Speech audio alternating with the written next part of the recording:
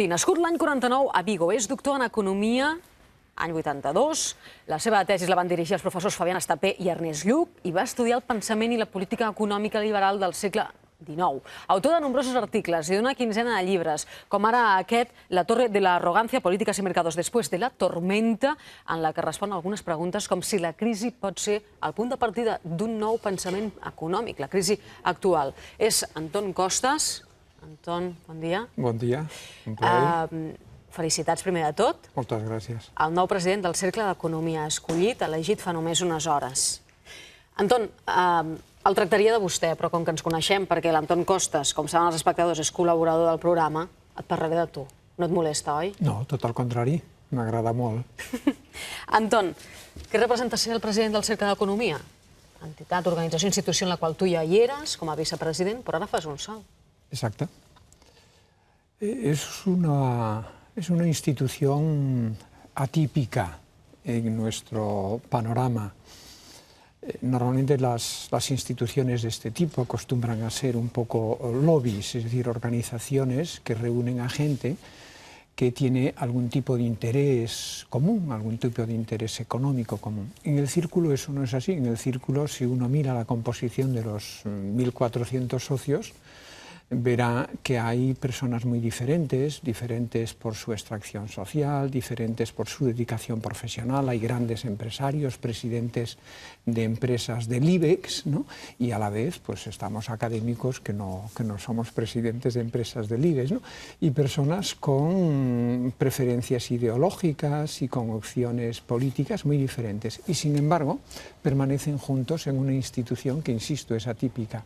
¿Por qué? ¿Cuál es el pegamento que puede mantener a todas estas personas unidas a lo largo de 60 años que tiene la institución? Yo creo que es un poco el compartir, la búsqueda de un interés común, la búsqueda de un interés general. De hecho, los estatutos del Círculo hablan de que el objetivo del año 58, que el objetivo de la institución es contribuir a la modernización y a la dinamización de la sociedad mediante la búsqueda de un interés general. Aunque parezca retórico o etéreo, creo que és un element important en la institució. Com es pot assolir aquest objectiu, modernitzar? La mitjana d'edat és elevada, Anton, 55 anys aproximadament, i a més, en els inicis del cercle, anys 58, hi havia molts joves empresaris, emprenedors. Aquests ara mateix estan representats al cercle? Sí, probablemente no con el equilibrio que tenemos que buscar, ¿no? Pero están, yo diría, las tres generaciones, ¿no? Las tres generaciones de personas que están alrededor de los 30-40, las de mediana edad entre los 50-60 y los mayores de 60 en adelante. El equilibrio de edades probablemente, insisto, no es el que tenemos que buscar, pero tiene también una explicación. No es que no entren jóvenes en el círculo, es que los que están no se dan de baja. Y como la longevidad ahora es prolongada, la esperanza de vida es prolongada, hace que la media. Pero dicho esto, yo creo que el círculo, y así lo proponía ayer, tiene que hacer un esfuerzo mayor para incorporar a gente joven, a más mujeres, y especialmente a gente joven y más mujeres del mundo productivo, de la indústria, especialmente, a mi juicio. Si parlem de dones, de fet, dels 20 llocs que hi ha a la Junta del Cercle d'Economia, 4 els ocuparan dones. Una d'elles, per exemple, és Cristina Gallà, que és responsable de Relacions Públiques del Consell de la Unió Europea. Incorporar-la suposa tenir línia directa amb Europa? Per què la incorpores? Un objectiu molt clar. El Círculo yo creo que es una institución prestigiosa, tiene una gran reputación en Barcelona, en Cataluña, España, pero tenemos que esforzarnos para que sea una institución que también esté presente en Europa, porque Europa hoy es nuestro espacio natural, ¿no? Por lo tanto, tenemos que estar en Europa. Y tener una persona como Cristina Gallà en el seno de las instituciones europeas, pues es creo que será una buena llave de entrada para ese objetivo de estar presente en el debate europeo y contribuir también a influir en la agenda pública, en la agenda política europea, que yo creo que en los últimos años nos ha perjudicado como país. Ara m'acabes de dir que té una gran reputació el Cercle d'Economia, però en els moments actuals, una institució com el Cercle d'Economia, molts ciutadans la poden veure, la veuen allunyada dels seus problemes. Com els convences que això no és així, Anton? Sí, yo creo que hay...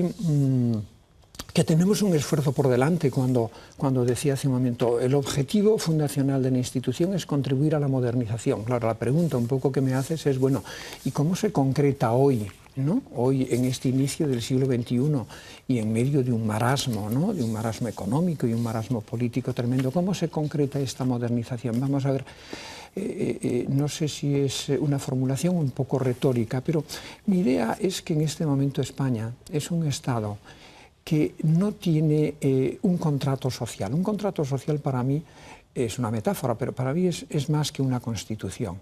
Es una especie de compartir un bien común, compartir una percepción común entre todos los ciudadanos. Eso funcionó muy bien. Yo creo que España supo elaborar ese contrato social al final del franquismo. Y el gran éxito del país en el mundo, a nivel económico, a nivel político, yo creo que fue por aquel contrato social. Contrato social significa que estar de acuerdo en cómo tiene que ser la educación pública del país, estar de acuerdo en cómo tiene que ser el sistema de sanidad pública, estar de acuerdo en cómo tiene que ser el sistema de pensiones, estar de acuerdo en cómo tiene que ser el modelo de financiación de las administraciones territoriales, es decir, de las autonomías y de los ayuntamientos. Bueno, yo creo que durante unas décadas hubo ese acuerdo de fondo, ese consenso, ese contrato social. Yo creo que hoy no existe, o al menos no existe parcialmente, y la modernización, a mi juicio, es volver a saber construir un espacio común, una visión común de cómo ha de ser el estado del bienestar en nuestro país, de cómo ha de ser el modelo de economía de nuestro país, de cómo ha de ser el modelo de financiación y cómo se ha de estructurar el Estado. Entiendo que ese es el gran esfuerzo. Si el círculo consigue un poco contribuir, influir en ese sentido, pero contribuir a que la sociedad lo perciba como una institución capaz de hacer propuestas, no de escribir el boletín oficial, no de escribir las leyes, sino capaz de hacer propuestas que a la sociedad le puedan interesar un poco en esta línea que digo. O sigui, influir en allò social a banda d'allò econòmic. Influir en lo que llamamos la formación de la agenda, es decir, influir en poner encima de la mesa aquellos problemas que creemos que deben ser debatidos, sometidos a un buen debate público, no influir en el sentido de a ver cómo consigo que lo que yo quiero se ponga en el boletín oficial de la Generalitat o se ponga en el boletín oficial del Estado, no en ese sentido, pero sí en el debate público, porque no hay buenas políticas en un país si no hay un buen debate público previo. I nosaltres no lo tenemos, no tenemos un buen debate públic. Amb aquest anuari que fa només uns mesos editava el mateix Cercle d'Economia, titulat Les crisis d'Europa, amb reflexions de diferents persones reconeguts, hi ha també un dels capítols d'Anton Costas, titulat Crisi econòmica, capitalisme contra democràcia, en el qual tu, Anton, escrius que a partir dels anys 80 el ciment s'ha esberlat i la lògica econòmica del capitalisme ha tornat a topar amb la lògica igualitària de la democràcia. I dius, l'empitjorament de la desigualtat és probablement la tendència més pertorbadora de l'economia mundial. Sí, lo creo. Cada vez estoy más convencido, poco a poco, ¿no? Es decir, de hecho, a lo largo del siglo XX, hay dos momentos, hay tres momentos que son muy importantes. Uno es en los años previos a los años posteriores a la Primera Guerra Mundial y coincidiendo con la Gran Depresión de los años 30, la desigualdad en Occidente llegó a picos extraordinarios. Es decir, si medimos la desigualdad por el porcentaje de la renta que se la queda el 10% de los más ricos, en los años 20 y 30 llegó a picos extraordinarios y esos picos están vinculados a los grandes problemas sociales y políticos que vivió Europa en esos años y a la Segunda Guerra Mundial. A la salida de la Segunda Guerra Mundial, esa desigualdad descendió de una forma espectacular y durante 30 años hubo como una especie de valle de igualdad en nuestros países. Fueron los mejores años o décadas de nuestras vidas. Pero algo comenzó a ocurrir sin darnos cuenta, algo comenzó a ocurrir en los años 80 y la desigualdad comenzó de nuevo a subir, pero no nos dimos cuenta. Es como si la pleamar un poco del crédito barato y la pleamar de la especulación hubiese tapado ese peligro que estaba apareciendo debajo. Solo cuando baja la marea, cuando llega la crisis del 2008, de pronto nos encontramos que hoy hemos abandonado ese valle de relativa igualdad y hoy tenemos una desigualdad no igual, sino superior a la prèvia a la Gran Depressió i a la Segona Guerra Mundial. Per això me preocupa. Et preocupa i, de fet, ho poses sempre que pots reflexions d'aquest tipus sobre paper. En un dels teus darrers articles al País, El vaso no rebosa, et fas aquesta pregunta. Com fer que la recuperació vagi acompanyada de l'equitat? Sí, porque ahora tenemos un riesgo, especialmente nuestros gobiernos, y digamos, los líderes económicos, empresariales en un sentido amplio, pueden caer en un riesgo, en un error que es pensar, bueno, la recesión ya se ha acabado. La recesión técnicamente en el sentido de que han pasado 2 trimestres donde la economía ha dejado de caer y técnicamente decimos la recesión se ha acabado. Y el riesgo es pensar que la recuperación será automática y además que rebosará, es decir, que beneficiará a toda la sociedad. Y mi temor es que esa recuperación, que la vamos a ver en el año 2014, el año que viene, 2015, la metáfora de ese artículo es que el riesgo es que esa reputación, teniendo el vaso aquí, esa recuperación se concentre en un vaso y no rebase, no afecte al conjunto. Esto es un riesgo muy importante. Ya nos ocurrió en los años 80 y dio lugar a la primera huelga general del 28 de diciembre del 1988. Esa es una preocupación.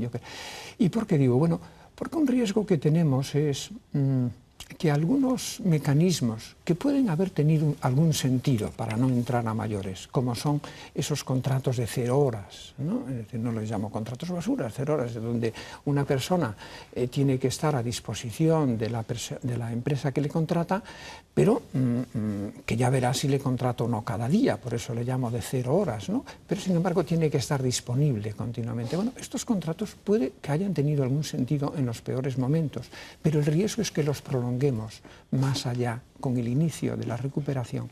Y si és així, la recuperació no serà con equidad. Però, en canvi, ara, per exemple, OCDE, Comissió Europea, diuen que encara s'han de fer més ajustos a Espanya, Anton. Sí, yo nunca he sido... I es parla de la reforma laboral, d'un següent pas en la legislació que afecta al mercat laboral. Hay la idea muchas veces, es como si un médico viendo que un paciente, que un enfermo después de un gran accidente, ¿no? Que por un lado el paciente se está desangrando y por otro realmente tiene una cantidad de costillas y huesos rotos, ¿no? Y que el médico, viendo que se desangra y que tiene las costillas rotas, además dice, bueno, lo primero que vamos a hacer es llevarlo al quirófano para arreglarle las costillas. Dice, hombre, no sea usted animal, bueno, animal no sea usted un mal profesional, atienda primero a la hemorragia y cuando la hemorragia esté cortada, vamos a operar. Se lo digo como metáfora de que los expertos económicos, en muchas ocasiones, porque ellos no sufren las consecuencias probablemente, recomiendan reformas cuando el organismo económico está muy debilitado. Y las reformas se deben hacer cuando el organismo económico ha recuperado al menos las constantes vitales, ¿no? Por lo tanto, aunque lo diga la OCDE, aunque lo digan otras instituciones, yo que también he estudiado a lo largo de unos años muchos procesos de reforma, soy más partidario de favorecer primero el crecimiento, es decir, de parar la hemorragia, de recuperar las constantes vitales y a partir de ahí convencer a la sociedad de que hay que hacer muchos cambios. Pero los cambios solo son sostenibles y eficaces cuando la sociedad está convencida de que hay que hacerlos. Si no, los cambios son como un boomerang, es decir, le metes una reforma a la sociedad muy dura, però te lo va a devolver cuando tenga ocasión. El Banc d'Espanya, el seu governador, diu que el diner públic del rescat no va ser ni pels bancs ni pels directius. Diu que el rescat a Espanya va servir per salvar els dipòsits i, per tant, el rescat ha beneficiat els dipositants. Es una forma de verlo. ¿Es la teva? Es una forma de verlo. Sin duda, ese efecto ha tenido, porque un banco que estuviese con un balance prácticamente quebrado, si no hubiese tenido esa ayuda del rescate, probablemente el banco, como ha sucedido en algún banco, como el Banco de Valencia, hubiese tenido que quebrar. No es exacto del todo lo que dice el gobernador, en el sentido de que los depositantes habrían perdido todos sus depósitos, porque no es verdad. Al menos hasta 100.000 euros, todas las personas que tengan un depósito en un banco hasta 100.000 euros, y si están casados, pues lo mejor es dividir el depósito de 200.000 en 2 depósitos de 100.000. Eso está cubierto por el Fondo de Garantía de Depósitos. Queda la duda de qué ocurriría con aquellas personas que tengan depósitos bancarios de más de 100.000 euros a nombre de una sola persona en un banco que quiebra. Allà van saltar les alarmes amb Xipre, el rescat de Xipre. És l'ejemplo mejor, el de Xipre. El que també diu el governador del Banc d'Espanya és que una Catalunya independent faria que l'economia catalana entrés en fallida. Creo que también ha dicho siempre y cuando fuese una decisión unilateral. Es decir, si la decisión de la independencia es una decisión unilateral, ¿no?, de un territorio, esto comparto con el gobernador que ese territorio tendría muchos problemas financieros, al menos en el corto plazo. La cuestión es esa, unilateral. Si las cosas se hacen legalmente y con acuerdo, algunos de esos problemas pueden no tener lugar. Fins i tot la independència. Aún en ese caso, yo creo que aquí el criterio está muy claro, es democracia en cuanto al cómo adoptar esas decisiones, y Europa. Porque es que si un país no está dentro de la zona euro, si no está, el Banco Central Europeo no le puede prestar, legalmente no le puede prestar a los bancos de ese país que ha tomado una decisión unilateral. ¿Y por qué no le puede prestar? Porque cuando un banco va al Banco Central Europeo diariamente a pedirle dinero, el Banco Central Europeo no se lo da gratia amore. El Banco Central Europeo le pide contrapartidas, es decir, te doy 100.000 euros, te doy, 100.000 es una miseria, esto te doy 100 millones de euros, pero a cambio tú me tienes que dar como aval unos activos. ¿Qué son esos activos? Son estos compromisos de pago que ha emitido el propio país del banco que va a pedir el dinero. Pero el Banco Central Europeo solo acepta activos de contrapartida de aquellos países que pertenecen al área del euro. Volvemos a lo mismo. La unilateralidad sería un riesgo muy elevado que yo creo que ninguna persona està contemplant-lo. Anton, venen uns mesos, venen segurament uns anys en un moment molt polititzat. I tu ara ja ets president del Cercle d'Economia, d'una institució que tu, em deies abans, té aspiracions d'influir en el debat.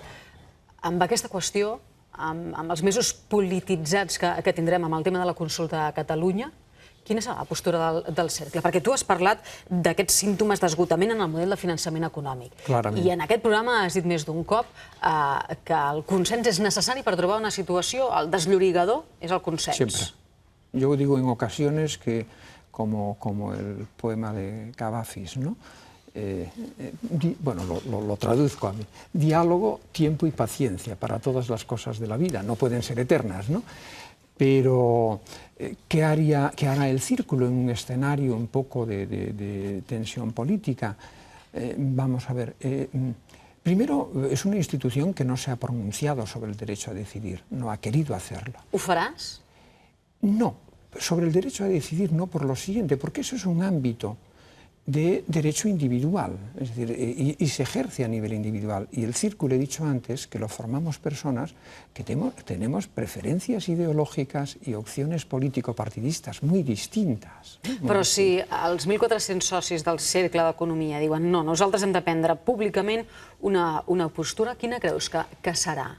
Sobre el dret a decidir, sobre consulta sí o no? Yo creo que dependerá muchísimo, como es lógico y comprensible, de la propuesta que aquellos que están democráticamente obligados a hacerlo nos hagan. Es decir, cuando el gobierno de Cataluña y el gobierno de España, en su caso, hagan una propuesta concreta, ya definitiva, a la sociedad catalana, probablemente el círculo, probablemente, no lo sé, porque lo hará, pero esto ya lo hicimos en el pasado. Eres muy joven y no lo recuerdas, pero en el año 1986 el gobierno socialista de Felipe González, de pronto, con respecto a la presencia de España en la OTAN, dijo de entrada no, y planteó un referéndum a todos los españoles, para ver si salíamos o permanecíamos en la OTAN. Recuerdo que prácticamente todas las instituciones empresariales del país, muchos líderes, los más conocidos del país en aquel momento, dijeron que no. Y la única institución que de forma pública, en un programa de televisión, dijo que España debería estar en la OTAN, como en todas las demás instituciones europeas, fue el Círculo. Es decir, se pronunció cuando hubo una propuesta concreta encima de la mesa. O sigui, fins que no hi hagi pregunta, el Cercle d'Economia no dirà res. No tiene sentido, no, porque yo soy economista, ¿no? Y soy un gran partidario de un gran economista que era Adam Smith, el padre de la economía. Y Adam Smith defendía mucho la importancia de la división del trabajo, ¿no?, en nuestra sociedad. Es decir, que cada uno se dedique a aquellas tareas que tiene encomendadas, ¿no?